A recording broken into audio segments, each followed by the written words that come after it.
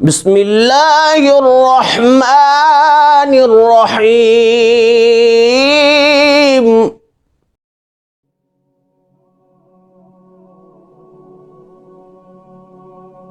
میں نے واقعہ پڑھا ہے کہ کتاب ہے فیضان نماز، یہ دعوت اسلامی والوں کی مکتبے سے چھپی ہوئی کتاب ہے، بڑی بہترین کتاب ہے، آپ کو موقع ملے آپ لازمی اسے پڑھیے گا۔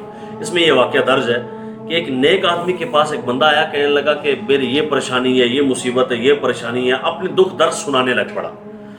تو پھر کہتا ہے کہ کچھ سمجھ نہیں آتی کہ جو کام کرتا ہوں الٹا ہو جاتا ہے۔ آج کل بھی آپ نے لوگ دیکھے ہوں گے، میں نے دیکھے، میرے پاس آتے ہیں، جو کام کرتے ہیں جی جس کام میں ہاتھ ڈالتے ہیں الٹا ہو جاتا ہے۔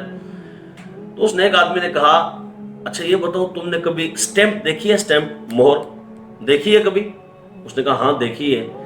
اچھا بتاؤ اس کے اوپر لکھائی کیسے ہوتی ہے؟ کہا لکھائی اس کے اوپر الٹی ہوتی ہے۔ اس نے کہا اچھا یہ بتاؤ یہ سیدھی کب ہوتی ہے؟ اس نے کہا جب کاغذ کے اوپر وہ لگتی ہے تو سیدھی ہو جاتی ہے۔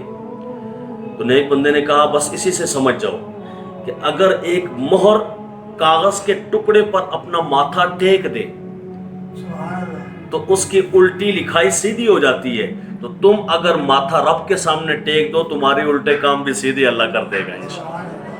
پھر کام الٹے نہیں ہوں گے، کام سیدھے ہوتے رہیں گے۔ اے کاش ہمیں سجدے کی توفیق مل جائے۔ وہ ایک سجدہ جسے تو گراں سمجھتا ہے، ہزار سجدوں سے دیتا ہے آدمی کو نجات۔ سجدہ کرتے ہیں تو سجدے کی حالت میں اللہ کے بڑے قریب ہوتے ہیں، مگر ہمیں اس چیز کا احساس نہیں ہوتا۔ سنیے حضور نبی رحمت صلی اللہ علیہ وآلہ وسلم نے ارشاد فرمایا کہ جب بندہ سجدے کی حالت میں ہوتا ہے تو اللہ کے بہت قریب ہوتا ہے۔ فرمایا تمہیں چاہیے کہ تم سجدے کی حالت میں تمہیں جو چاہیے اللہ سے مانگ لو۔ حضرت ابو سعید خدری رضی اللہ تعالی عنہ صحابی رسول ہیں، آپ فرماتے ہیں کہ جب سجدے کی حالت میں بندہ 3 مرتبہ یہ کہتا ہے یا رب اغفر لی، یا رب اغفر لی، یا رب اغفر لی، یعنی اے اللہ میری مغفرت فرما، اے اللہ میری مغفرت فرما، اے اللہ میری مغفرت فرما۔ نماز سجدہ کر کے فارغ بعد میں ہوتا ہے، اللہ مغفرت پہلے ہی کر دیتا ہے۔ یعنی وہ سجدہ کر کے سر اٹھاتا ہے، اللہ اس کی بخشش کر دیتا ہے۔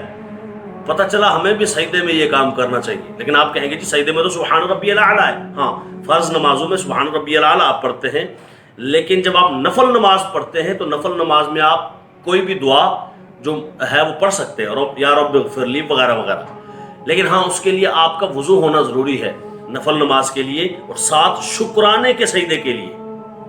بعض لوگ سجدہ کرتے ہوئے آپ نے نماز کے بعد دیکھے ہوں گے، بس ایک ہی سجدہ کیا اللہ اکبر، اس کے لیے وہ کوئی خاص اہتمام نہیں کرتے، پوری رکعت نہیں پڑھتے، 2 رکعتیں نہیں پڑھتے، کھڑے ہو کے یا بیٹھے بیٹھے انہوں نے سجدہ کر دیا ہوتا ہے، دیکھے ہوں گے آپ نے۔ تو یہ سجدہ بھی 2 قسم کا ہے۔ ایک تو ہے سجدہ شکر، کسی نعمت کے ملنے پر وہ شکر ادا کرتے ہوئے سجدہ کر رہا ہے، تو اگر وہ شکر ادا کرتے ہوئے سجدہ کر رہا ہے تو اس کے لیے وضو ہونا ضروری ہے۔ لیکن اگر شکر نہیں ادا کر رہا، ویسے ہی سجدہ کر رہا ہے جیسے عام روٹین میں بھی لوگ کر دیتے ہیں، تو اس کے لیے اس سجدے کے لیے وضو ضروری نہیں ہے، یہ کیونکہ سجدہ مباح ہے، اس میں نہ ثواب ہے نہ گناہ ہے۔ لیکن جب بندہ سجدے کی حالت میں ہوتا ہے اتنا تو ثابت ہو گیا کہ وہ اللہ کے بہت قریب ہوتا ہے، اسے جو مانگنا ہے وہ اللہ سے مانگ لے۔ حضرت مولانا نقی علی خان رحمۃ اللہ تعالی علیہ امام محمد رضا خان علیہ رحمۃ الرحمن کے والد گرامی ہیں، آپ فرماتے ہیں کہ جب حضور نبی دو عالم اس دنیا میں تشریف لائے تو آپ سجدے میں گرے، اور جب آپ نے سجدہ کیا تو یہ لفظ ادا کیا رب ہب لی امتی، یا اللہ میری امت کو میرے حوالے کر دے، یا اللہ میری امت کو معاف فرما دے۔ تو اللہ کی طرف سے آواز آئی جا تیری امت کو معاف کر دیا۔ یہ اللہ نے فرمایا، اور ساتھ ہی اللہ نے فرشتوں کو فرمایا فرشتوں گواہ رہو کہ میرا محبوب سجدے کی حالت میں پیدا ہو رہا ہے، اور ابھی پیدا ہوتے ہی سجدہ کر رہا ہے، اپنی پیدائش پہ سجدہ کر کے اپنی امت کو نہیں بھولا، تو یہ میرا محبوب قیامت والے دن بھی انہیں نہیں بھولے گا۔